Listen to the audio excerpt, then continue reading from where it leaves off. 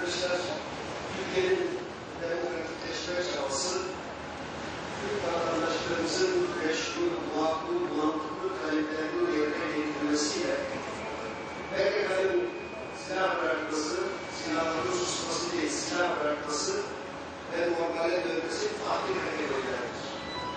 PKK silah bıraktıktan sonra, hepsi bir hangiyle çekildikten sonra bu PKK'lılar ne olacak sorusunun cevabı işte o zaman verilecek bir cevaptır.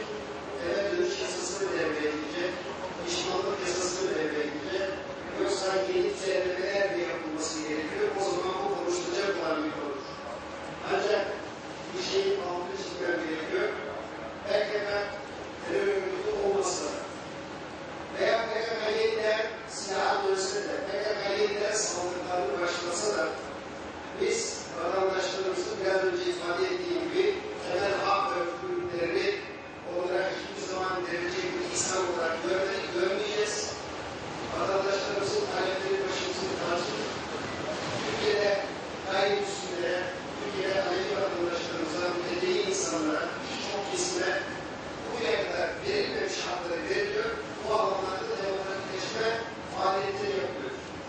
Onlar adına elden birileri silah alıp daha çıktığı için bu yapılmıyor. Bugün gayrimüslimler adına silahlı mücadele veren bir isim olduğu için bu yapılmıyor. Ya Alevi vatandaşlarımız adına bir terör örgütü kuran bir isim olduğu için yapılmıyor. İlhan insanların bugüne kadar gasp edilen hakları onlar adına bir terör örgütü kurduğu silahlı mücadele yapıldığı için verilmiyor. Bir kez daha altını istiyor. Ne kadar böyle de yapsa, böyle de yapsa, öyle de davransa, böyle de davransa bu Türkiye'nin demokratikleşme çabasını engellemeyecektir ve bizim Türk vatandaşlarımızın makul, meşru, mantıklı haklarının kendilerine verilmesi ve onların bu hakların tadını çıkarmasının önüne geçecek bir şey aslında olmayacak.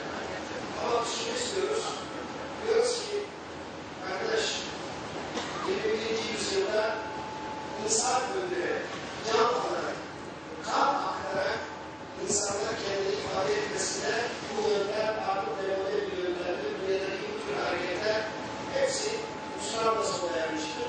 İşte özür bu değerli bakanımız ifade edilip arkadaş siyaset yapmak istiyorsan işte demokratikleşme modelinde siyasetin alanını geliştirilmesi için ülkeler üzerinde cürüse yapıyor. Ve de insanlar konuşa anlaşılır. Silahla anlaşılmaz. Başbakanımızın her zaman söylediği gibi sıkı yumruklarla el sıkışamazsınız. Herkes bu yönden oturum çarpmasını bir kez daha önüne alıp yeniden bir düşünmesi gerekiyor. Teşekkür ederim. Maddeleri tekrar